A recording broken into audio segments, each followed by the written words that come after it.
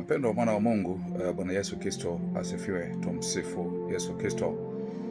Katika jambo ambalo pengine unawezekana usilijue kwa hakika zaidi, ni namna ambavyo tunaweza kumwendea Mungu tukiwa tumeweka nadhiri, ili Mungu atuondolee yale ambayo yanatusumbua, yale ambayo yanatusibu, kwa namna ambavyo Ana mke wake Elikana mamaye Samueli aliyoenda madhabahuni kwa Bwana.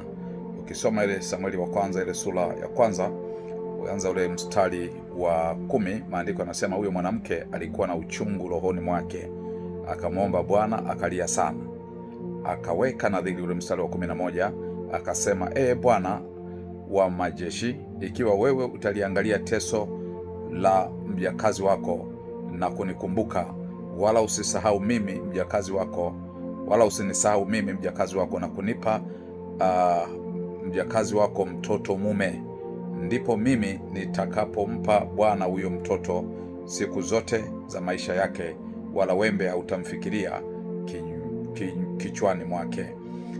Mtumishi wa Bwana, ukisikiliza au ukisoma haya maneno, utaona kabisa jinsi ambavyo Ana alikuwa na uhakika na maombi aliyokuwa anayafanya.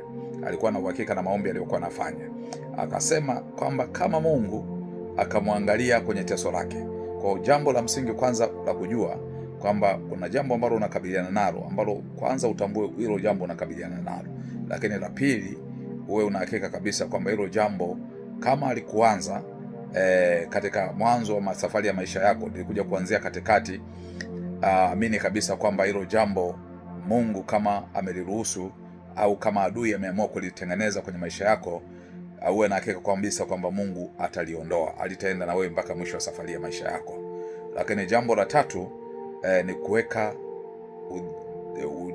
uthabiti au ujasiri katika imani, katika kuliombea jambo linalokusibu. Hana, maandiko yanatuambia, na nadhani habari yake wengi tumeizoea, kwamba yeye alikuwa ni mwanamke ana kifungo cha utasa, na maandiko yanasema mke mwenzake Penina alitumia ile nafasi ya kuona ule utasa wake kama ni kigezo cha kumwonea, cha kumnyanyasa, cha kumsema vibaya.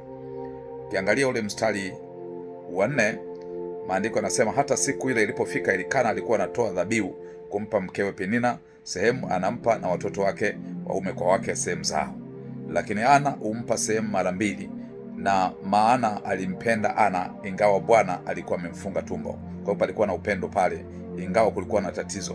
Kwa kati ya tatizo kulikuwa na kitu ambacho kina thamani, yani upendo.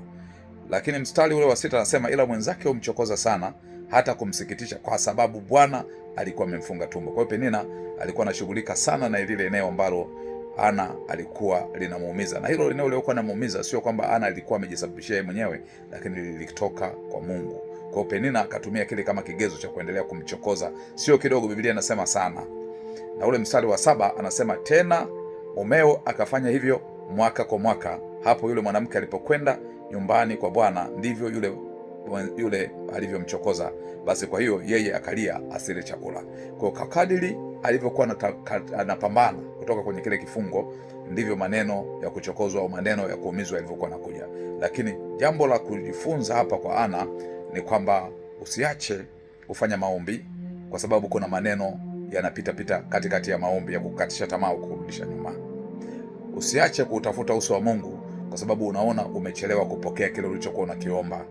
Usikae kimya kwa sababu pengine unapoona wenzako wanafanikiwa afu mimi sijafanikiwa, kwa hiyo basi nitaacha kusali sababu Mungu anioni. Kwa hiyo Ana aliendelea kujibidisha, lakini jambo utakalojifunza ni kwamba katika kujibidisha kwake aliweka pia na nadhiri, akimwamini Mungu kwamba Mungu anaweza kutenda.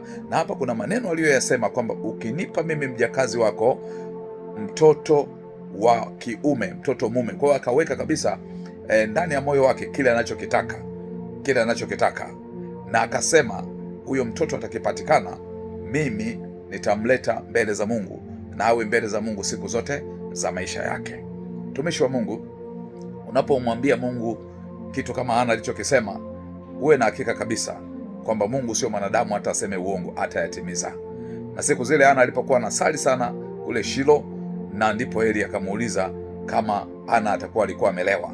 Huzuni yake ilipokuwa kubwa sana, alipoamua kubadilisha njia zake, akaacha kuangalia maneno, akaacha kuangalia masimango ya mke mwenzake, akaanza kumwangalia Mungu, akaingia kwenye maombi ya mzigo, Mungu akamkumbuka. Na maandiko yanatuambia katika ule mstari wa 19, wakaondoka asubuhi yeye na mume wake kutoka kule Shilo, na kabla ya hapo Eli alikuwa amemtamkia akamwambia, enenda kwa amani. Ule mstari wa 17, na Mungu wa Israeli akujalie haja ya moyo wako kama ulivyoomba. Alafu akaliamini lile neno, akalipokea.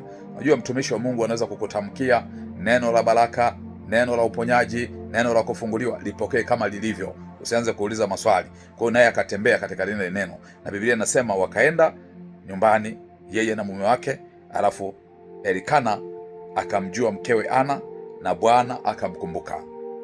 Bwana akamkumbuka. Ule mstari wa 20 anasema, ikawa wakati walipowadia, Ana akachukua mimba na kumzaa mwanaume mtoto, ambaye akamwita jina lake Samueli, akisema, huyu mtoto nalimuomba kwa Bwana, nalimuomba kwa Bwana. Kwa hiyo hakusahau kile ambacho Mungu alimtendea. Lakini jambo utakalojifunza ni sasa, baada ya kupokea kile kitu kile ulichokiomba, ni kwenda kuondoa nadhiri. Somo hili ambalo tulisha tafakari wakati mwingine. Ana akarudi tena madhabahu ile ile aliyomwomba mtoto, na alipofika akasema maneno haya alipokuwa ameangalia madhabahu, mimi ni yule mwanamke ambaye nilikuja hapa. Alikwenda pale na sadaka, akasema, Bwana, kama ishivyo roho yako, mimi ndiye yule mwanamke aliyesimama karibu nawe hapa nikimwomba Bwana, na niliomba nilipewe mtoto huyu, na Bwana akanipa dua yangu kama nilivyoomba. Kwa sababu hiyo mimi nami ninampa mtoto huyu Mungu. Kwa nini? Alitoa kwa Mungu na akarejesha kwa Mungu. Mtumishi wa Mungu, jifunze maombi haya ya Ana, yatakusaidia. Unachotamani Mungu afanye, basi kiweke mbele za Mungu kwa imani. Naamini kabisa kwamba Mungu atatenda.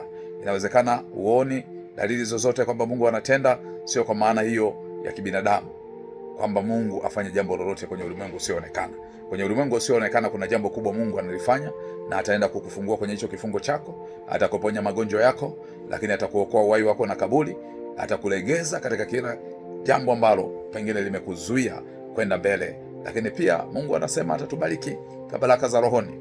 Na katika mambo haya yote, endelea kumtumaini Mungu, endelea kumwamini Mungu, weka nadhiri, mwambie Bwana, ukiniponya jambo fulani nitafanya, ukinifungua jambo fulani nitafanya, ukinibariki nitafanya. Na kumbuka kuiondoa nadhiri uliyoweka kwa Mungu, sababu Mungu ataitaka. Anasema hiyo itakuwa ni dhambi na ni kifungo kwenye maisha yako. Na utakapoiondoa hiyo nadhiri, Mungu atakuzidisha kwa kadiri ya uweza na nguvu zake. Angalia Elikana, baada ya kuondolewa kwa ile nadhiri, Mungu alimuinua kwa mambo mengi, akawapa watoto tofauti na vile ambavyo walikuwa wanatarajia. Ukiangalia ile sura ya pili Samueli hii wa kwanza, utaona kuna maneno ambayo yako katika ile sura ya pili. Meandiko anasema kwenye ule mstari wa 21, naye Bwana akamwangalia Ana, naye akachukua mimba, akazaa watoto wa kiume 3 na wa kike 2, naye huyo mtoto Samueli akakulia mbele za Bwana. Kumbe kile kifungo baada ya kukimalizia, yani baada ya kuvumilia na kushinda katika ile jaribu, Mungu akampa neema kubwa sana Ana. Jaribu lako mtumishi wa Mungu pengine ni ngazi ya kukupeleka mahali kwenye neema na baraka kubwa. Jaribu lako, pito lako, maumivu yako, kuna kitu Mungu anatafuta chenye utukufu kupitia hayo maumivu. Wakati mwingine maadui zetu wanatumia maumivu yetu, mateso yetu, wakidhani kwamba Mungu hayuko pamoja na sisi. Kwa Mungu anaweza kufanya wakati mwingine adui aone kama Mungu amekuacha, lakini adui asijue kwamba Mungu atakapoenda kusimama kwa uthabiti kukutetea, yeye adui atasimama mahali na kushangaa kwa mshangao mkubwa kwa kile Mungu atakachokutendea. Ninakuombea mambo makubwa yatokee kwako kwa jina la Yesu. Mungu akuinue, akubariki katika jina la Yesu. Mungu akuponye kama kuna magonjwa yanakusumbua katika jina la Yesu, lakini Mungu akutakabali, azikumbuke dhabihu zako na sadaka zako, kama anavyosema kwenye ile Zaburi ya 20 ule mstari wa 1 mpaka ule mstari wa 4. Siku ya leo iwe ni siku ya amani kwako, na Mungu awe pamoja na wewe, awe pamoja na familia yako. Tuombe. Mwenyezi Mungu Baba wa milele, tunalimidi na kulitukuza jina lako njema. Asante Bwana, kwa kuwa wewe Bwana umesimama kila wakati kutupigania na kututunza. Tunaachilia mkono wako Mungu juu yetu siku ya leo. Endelea Bwana kutulinda, kututunza na kutuongoza vyema kwa njia yako iliyokamilifu. Asante kwa ajili ya yote ambayo Mungu tumeendelea kuyaombea, na tunaendelea kuomba Bwana kwa ajili ya mengine ambayo Mungu umestahili kutupa na pengine hatuyaoni. Mkono wako Bwana ukadhihirisha haya yote na yatokee kwa haraka. Ni katika jina la Baba na Mwana na Roho Mtakatifu tumeomba, amen. Mtumishi wa Mungu, Mungu akulinde leo, amen.